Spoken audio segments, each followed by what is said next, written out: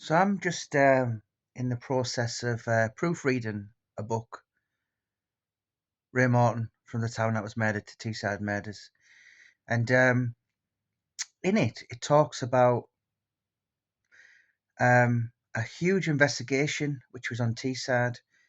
Now, let me explain. So, if you've ever been to a football match, if you've ever been to a Tyne Tees or Tees and Weir derby, you'll have heard Newcastle fans and the Sunderland fans shout to Middlesbrough, "Never trust a Smoggie with your kids."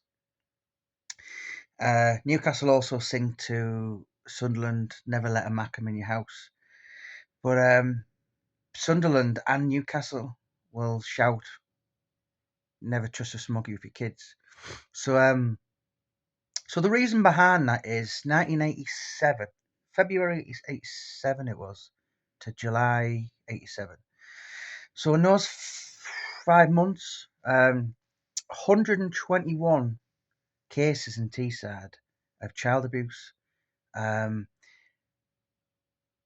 the end, the end was the end to it was 94 cases were ended in, it was a happy ending.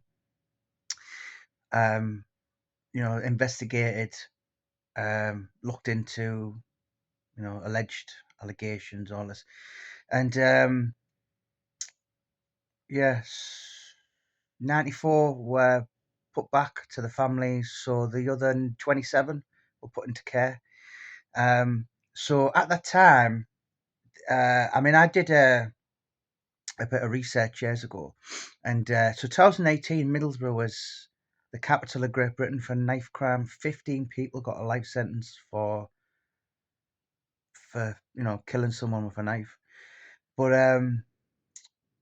yeah, it's back in kind of Lee Duffy's era, if you like. It was TS1 was the 73rd most ranked place in Great Britain for crime, which is astonishing considering the size of it. TS1, Central Middlesbrough, basically. But getting back to the point was, obviously, Newcastle fans, Sunderland fans will shout, "Never trust a Smoggie for kids." So if you've been to the old Essen Park, you've been to the Riverside, and you hear that, that is off nearly 40 years ago now. But that's where it stems from. Huge investigation in Teesside,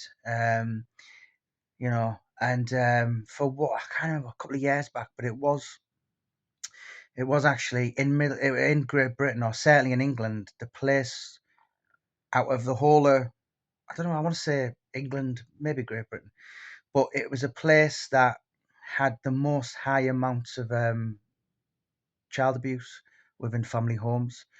So yeah, I don't know how it would be now.